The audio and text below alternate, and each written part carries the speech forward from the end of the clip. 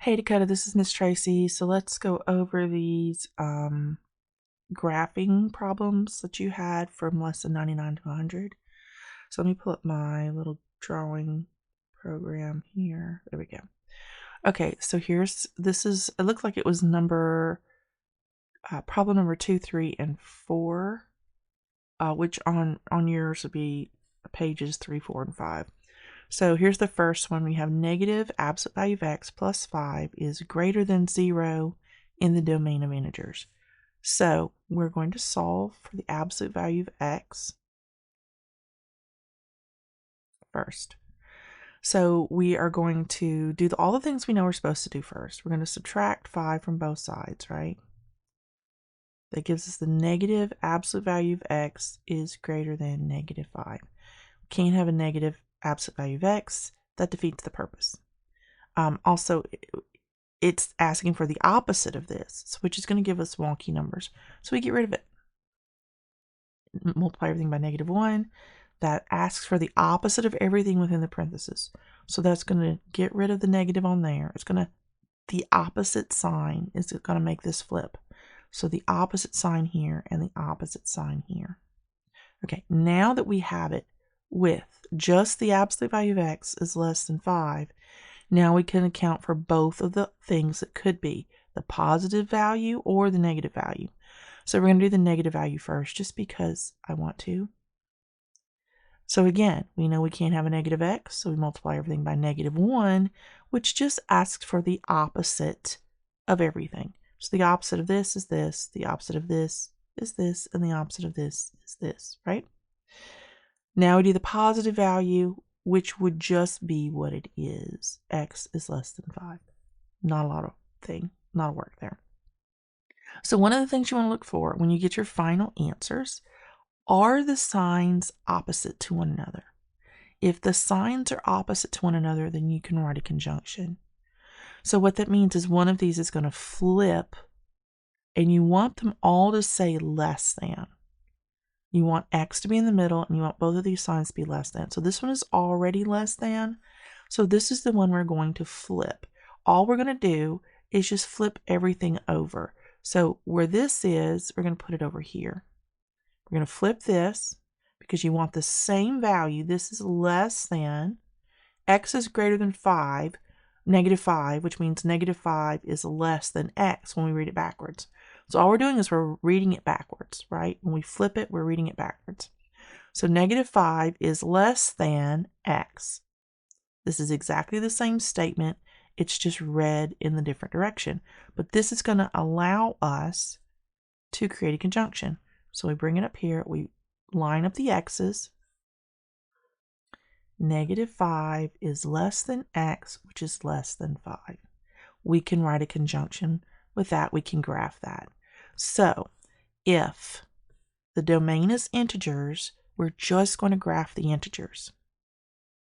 So that means if x is greater than -5, it doesn't include 5 because there's no equal sign under here. So we're only going to go as far as -4, right? And the same thing is true for the other side. If x is less than 5, then it can only be 4 and under, right? So 4 is the integer that we would graph. And then we would graph anything in between. So this, this, this, this, this, this, and this. -4 through +4 because the -5 and the +5 are not included. So that's how we would graph that. Okay. All right, next one. All right. So here we have -x. Again, we've got a negative absolute value of x plus 5 is not less than or equal to 3, and the domain is reals. When the domain is reals, it means it includes all numbers. So we're going to use a line, right? So the first thing we want to do is change this and write it for what it actually is. So negative absolute value of x plus 5 is greater than 3. If it's not less than, it's not equal to, it's greater than. Now we do what we know we're supposed to do, which is subtract 5 from both sides to get x by itself. Negative absolute value of x is greater than negative 2. All right, we want to get rid of the negative sign. We multiply everything by the negative 1. So that's going to be the absolute value of x. Opposite of this is going to be less than. Opposite of this is going to be positive 2. Okay, this is where we do our positive and negative. And I like to do the negative first because it takes the most effort.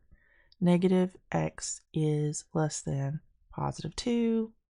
Multiply everything by negative 1 to get the opposite of it. X, opposite of this is greater than, opposite of this is negative 2. The positive side is just what it is, right? So again, opposite signs means we can write a conjunction. So we want them to be less than. So we're going to write this backwards.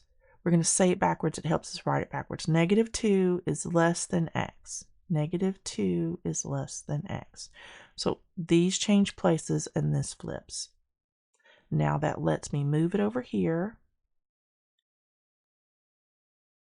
Using the stacking method, it helps me to just bring it all down into one statement. So I'm looking, there's no equal sign. So the negative 2 and the positive 2 are not included. But we are drawing a line between them because it is a conjunction. And it is reals as well. So I'm going to circle the negative 2, circle the positive 2, and I'm going to draw a line between the two. And that's your answer. Okay. Let's see, number 5 here. Excuse me. Let's do that one.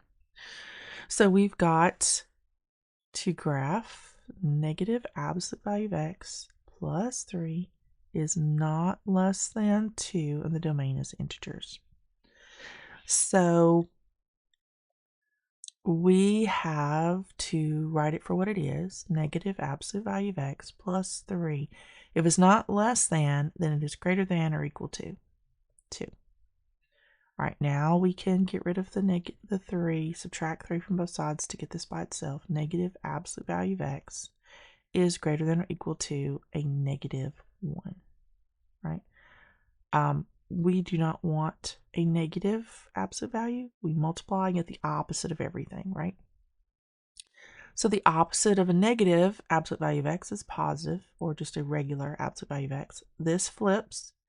Equal sign is equal. If you look at this and you flip it, it's going to be the same thing because they're flat, level lines. So when you flip it over, they stay the same. And the opposite of this is a positive 1. All right, I like to do the negative 1 first just because it is more work and get done faster. Multiply everything by negative 1 to get rid of the negative value of x. So x, this flips again, negative 1. And then this one is just the way it looks. All right, so again, opposite signs. We have a greater than and a less than. So we flip the greater than because we want them to both be less than, because that's how you write a conjunction. You have to put what's in between. So that would be negative 1 is less than or equal to, sorry, it's not less than or greater. Negative 1 is less than or equal to x. So negative 1 is less than or equal to x. And you double check to make sure the point is pointing at the same value. Pointing at the negative 1, pointing at the negative 1. We got that. So we rewrite this. This plus this would be negative 1 less than or equal to x. So that's this statement. Combining it with this statement, we just have to tack on the last part. And that's our answer.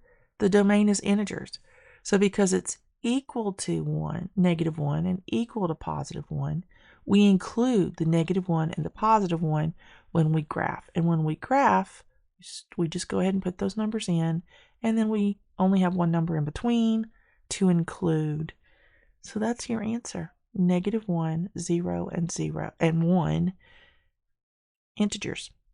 And that's it. That would be your solution. And I think that's all you had for that one. I can double check few responses. Yeah, so this one, and this one. Yeah, so it looks like you got good answers. You just didn't understand how to graph them, or you got confused somehow along the way.